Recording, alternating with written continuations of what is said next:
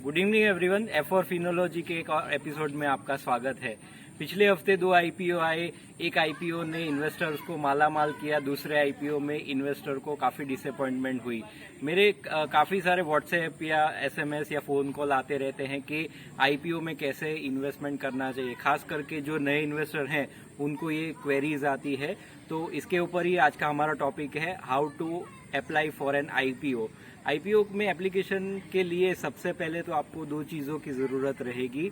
एक तो है बैंक अकाउंट, दूसरा है डीमेट अकाउंट। पहली ट्रेडिशनल वे जो है आईपीओ में अप्लाई करने का वो होता है अज़बा का फॉर्म। अज़बा का फुल फॉर्म है application supported by block account. इसका मतलब ये है कि जो आईपीओ में आप अप्लाई करते हो, लेट्स से जनरली 15,000 के आसपास एक आईपीओ के लॉट साइज की अमाउंट होती है, तो वो अमाउंट सर्टेन पीरियड के लिए आपके अकाउंट में ब्लॉक हो जाएगी। तो पहला रास्ता होता है एप्लीकेशन फॉर्म फिलअप करके, जो ट्रेडिशनली काफी सालों से पॉपुलर है। तो उसमें अगर आपके पास नेट बैंकिंग या यूपीआई नहीं है तो वो फॉर्म भर के आपको अपने बैंक अकाउंट में देना होता है। बेसिक फॉर्म में क्या डिटेल फिलअप करनी होती है, तो नाम, address, mobile number, email ID, आपका डीमेट अकाउंट का जो 16 डिजिट का नंबर होता है, और लास्ट में कितने लॉट में आपको अप्लाई करना होता है। प्रोबेबिलिटी के हिसाब से देखने जाए तो आपको एक ही लॉट में अप्लाई करना चाहिए, ताकि अगर कोई आईपीओ ओवर सब्सक्राइब होता है तो ऐसे केस में आपको अलॉटमेंट के चांसेस ज्यादा होते हैं अगर आपने एक लॉट में अप्लाई किया है। तो ये फॉर्म आप भर के बैंक में जाएंगे तो बैंक में आपकी साइन वेरिफिकेशन होगी, और साइन वेरीफाई होते ही 15,000 या तो जो भी पर्टिकुलर अमाउंट है आईपीओ की वो आपके अकाउंट में टेम्पररीली ब्लॉक हो जाएगी। दूसरा रास्ता होता है जो ऑनलाइन है, जहाँ पे नेट बैंकिंग या यूपीआई की जरूरत पड़ती है। पहले ऑप्शन के बारे में डिस्कस करते हैं जो नेट बैंकिंग है। जैसे आपके पास कोई भी कोटक, एचडीएफसी, आईसीआईसीआई, एसबीआई, कोई भी अगर आप नेट बैंकिंग यूज करते हो तो वहां पे आप नेट बैंकिंग में लॉगिन करोगे तो एक ऑनलाइन आईपीओ का ऑप्शन आएगा। आईपीओ में क्लिक करते ही आपको ऑप्शंस दिखाएंगे कि उस टाइम पे कौन कौन से आईपीओ एक्टिव है। जैसे रिसेंटली नायका का आईपीओ आया, तो आप नायका के आईपीओ के ऊपर क्लिक करेंगे तो उसके नीचे आपको डीमेट अकाउंट डिटेल फिलअप करनी होगी। फिर उसके बाद में कट ऑफ प्राइस सिलेक्ट करना होगा, और लास्ट में कितने लॉट में आप अप्लाई करना चाहते हो। तो लॉट के बारे में जानकारी आपको कोई भी गूगल अप करके मिल जाएगी। जैसे अगर आपने पेटीएम का आईपीओ में अप्लाई करना है तो वहां पे लॉट साइज आई थिंक 8 या 9 शेयर्स की थी, तो वो 9 शेयर्स के मल्टीपल में आपको अप्लाई करना होता है। तो वहां पे आपको कट ऑफ प्राइस सिलेक्ट करनी है और नंबर ऑफ शेयर्स में 9 सिलेक्ट करना है, और वहां पे प्रोसीड करना है। 2-3 कैटेगरी नीचे दिखेगी। एक होती है आरआरआई। आरआरआई मतलब रिटेल इंडिविजुअल इन्वेस्टर, मतलब जिनकी एप्लीकेशन की साइज 2 लाख से नीचे है वो आरआरआई कैटेगरी में आते हैं। नेक्स्ट ऑप्शन आता है एचएनआई। अगर आप 2 लाख से ऊपर की आईपीओ की अप्लाई करना चाहते हैं तो आप एचएनआई कैटेगरी में अलॉटमेंट ले सकते हो। थर्ड ऑप्शन आता है इंस्टीट्यूशन। अगर आप कोई इंस्टीट्यूशन से बिलोंग करते हो तो भी आप अलग से अप्लाई करते हो। और फोर्थ ऑप्शन आता है एग्जिस्टिंग शेयर होल्डर। जैसे एसबीआई कार्ड का आईपीओ आया था, वहां पे एसबीआई बैंक के जिन लोगों के पास शेयर थे वो एसबीआई कार्ड में अलग से उनके लिए कैटेगरी या स्लॉट अलॉटेड होता है, तो एग्जिस्टिंग शेयर होल्डर भी वहां पे अलग से अप्लाई कर सकते हैं। थर्ड ऑप्शन होता है यूपीआई के थ्रू। यूपीआई के थ्रू अलॉटमेंट लेने के लिए सबसे पहले आपको जो भी आपका डीमेट अकाउंट है, जैसे मोतीलाल ओसवाल, शेर खान, एंजल ब्रोकिंग, अपस्टॉक या जीरोदा, उसकी मोबाइल एप्लीकेशन या वेबसाइट पे आपको लॉगिन करना होगा और आईपीओ सेक्शन में आईपीओ सिलेक्ट करना होगा। बेसिक डिटेल फिलअप करने के बाद आपको नीचे एक ऑप्शन दिखेगा यूपीआई का।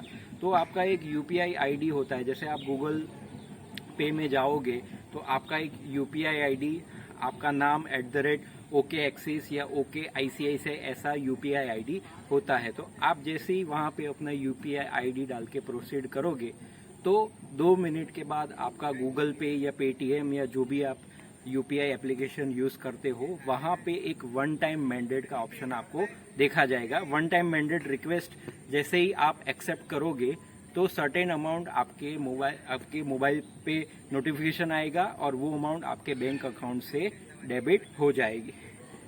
अगर आपको आईपीओ अलॉटमेंट नहीं होता है तो फिर से 10 दिनों के बाद वो अमाउंट आपके अकाउंट में क्रेडिट आ जाएगी, और अगर आपको अलॉटमेंट होता है तो वो अकाउंट डेबिट हो जाएगा, और उसके सामने आपको नंबर ऑफ शेयर्स जो आपने अप्लाई किए हैं वो आपके डीमेट अकाउंट में क्रेडिट आ जाएंगे।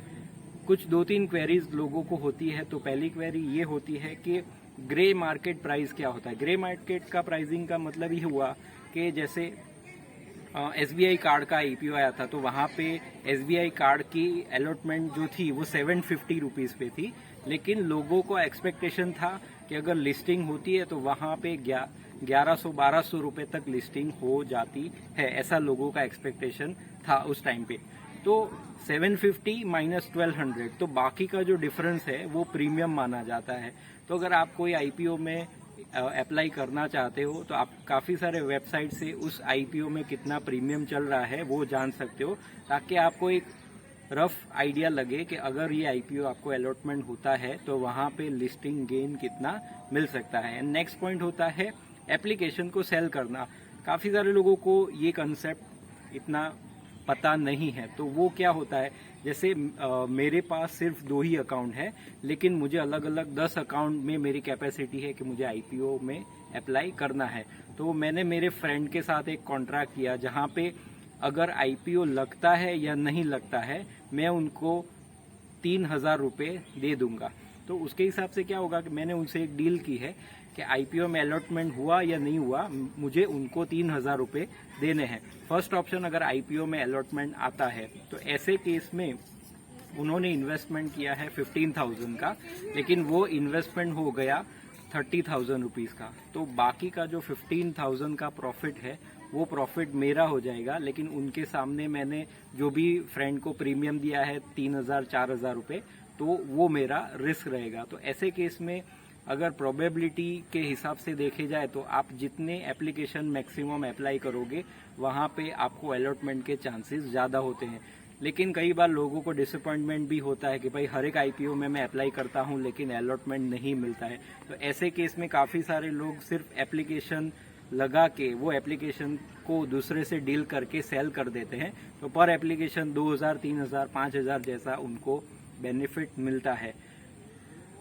मॉरल ऑफ द स्टोरी, काफ़ी सारे अच्छे IPO में ओवर सब्सक्रिप्शन होता है, मतलब रिक्वायरमेंट होती है 1 लाख शेयर की, लेकिन बिड आती है 1 करोड़ शेयर की। तो ऐसे केस में हार्डली 50 में से 1 लोगों को, 100 में से 1 लोगों को एप्लीकेशन में अलॉटमेंट मिलता है। तो रैंडमली हर एक IPO में अप्लाई करने के बजाय जो पॉपुलर बिजनेसेस हैं जो आगे जाके प्रॉफिटेबल हो सकते हैं, ऐसे ही IPO में आपको अप्लाई करना चाहिए। IPO के बारे में कोई भी क्वेरी हो तो आप मुझे नीचे दिए गए नंबर पे कांटेक्ट कर सकते हैं। ऐसे ही इस तरह के इक्विटी मार्केट रिलेटेड वीडियोस देखने के लिए देखते रहिए F4 Finology. Have a good day, thank you.